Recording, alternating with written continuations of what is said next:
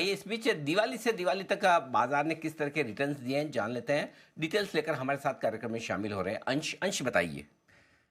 बिल्कुल। तो पिछली दिवाली से इस दिवाली तक काफी उठापटक दिखी है। निफ्टी की बात करें तो पहले तो 10% गिरा, उसके बाद में 20% का अच्छी रिकवरी दिखी। नेट टू नेट बेसिस पे देखें तो 6 से 7% की बढ़त के साथ यहाँ पे बंद होता हुआ नजर आएगा। मिड कैप की बात करें तो यहाँ पे भी 5% की ग्रोथ दिखी है। स्मॉल कैप में प्रेशर दिखा है, 3% के नीचे की तरफ मूव बनता हुआ नजर आया है। वहीं अगर सेक्टर स्पेसिफिक देखें तो ऑटो सेक्टर टॉप परफॉर्मर के तौर पे दिख रहा है, 15% का सॉलिड जंप दिखा है। पीएसयू बैंक में भी 14% का धमाकेदार रिटर्न दिया है, तो निफ्टी बैंक में 13% और मेटल सेक्टर में 9% का। फार्मा और रियल्टी देखें तो ये दोनों लाल जोन में है, यहाँ पे 2 से 7% की गिरावट होती हुई दिखी है। वहीं आईटी और एनर्जी की बात करें तो यहाँ सबसे ज्यादा वीकनेस दिखा है, 10 से 14% तक का। अगर स्टॉक स्पेसिफिक बात करें तो निफ्टी के टॉप गेनर्स में देखें तो यहाँ पे 50 में से कुछ 33 ऐसे स्टॉक है जो पॉजिटिव नजर आ रहे हैं, और सबसे ज्यादा अच्छा मूव देता हुआ यहाँ पे बजाज फाइनेंस नजर आता है। यहाँ पे हम देखें तो 56% का बड़ा अप मूव देता हुआ दिखा है।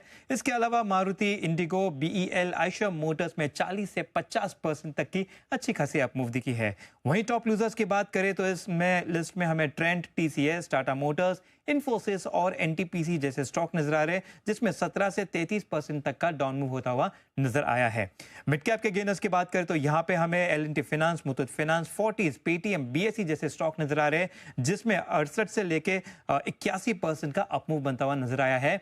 वहीं अगर हम लूजर्स की बात करें तो यहाँ पे टाटा टेक, सोना, BLW, IndusInd bank, tube investment और आरवीएनएल जैसे स्टॉक नजर आ रहे हैं, जिसमें लगभग 29 से लेकर 34% की जो है गिरावट होती हुई नजर आई।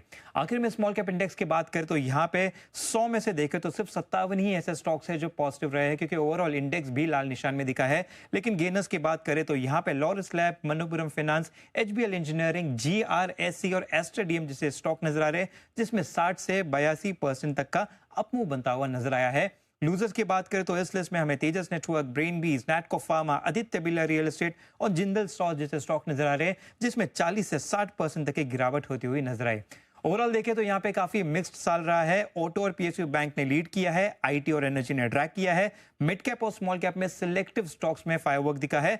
निफ्टी डिस्पाइट वॉलेटिलिटी पॉजिटिव नजर आ रहा है। बिल्कुल उठापटक बहुत रही, और जैसे कि हम कह रहे थे निफ्टी ने फिर भी दमखम दिखाया है and it held the forts. End of course auto है, सरकारी बैंक है, इनकी तरफ से जबरदस्त प्रदर्शन देखने को मिला। थैंक यू अंश वो पूरी डिटेल रखने के लिए।